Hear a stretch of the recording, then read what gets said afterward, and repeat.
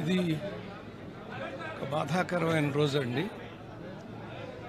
ఒక పత్రికా ప్రపంచంలోనే కాకుండా సమాజంలో మానవ ధర్మాలు, మానవ నీతులు, ప్రజాస్వామ్య ధర్మాలు ఎలా ఉంటాయో అద్భుతంగా చూపించినటువంటి మహానుభావుడు రామోజీరావు రెడ్డి.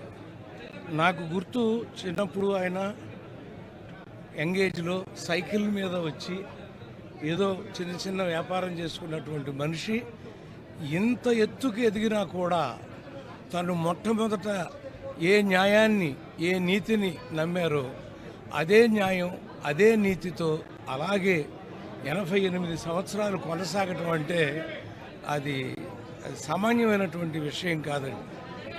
అంత మహానుభావుడితో మేము కూడా కలిసి సినిమాలు చేసే అదృష్టం మాకు కలిగింది. మౌన పోరాటం మీరు అందరూ చూసి ఉంటారు. ఆయన ఆ సినిమా చేయటానికి ఎంత ఆలోచించామో, ఎండింగ్ ఎలా అనేది ఆయన అసలు కథలో కూర్చునేవారండి. కూర్చున్నప్పుడు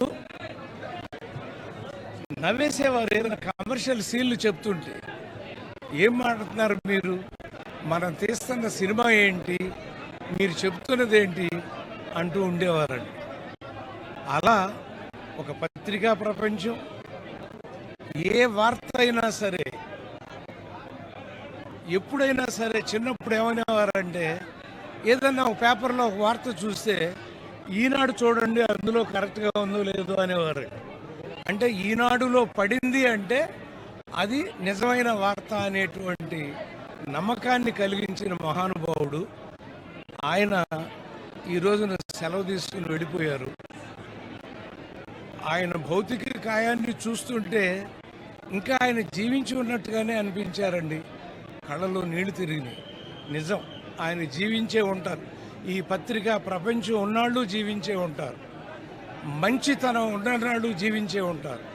న్యాయ పోరాటం ఉన్ననాళ్ళు జీవించే ఉంటారు అని తమ అందరికీ తెలియజేస్తూ సెలవు తీసుకున్నాం. నమస్కారం.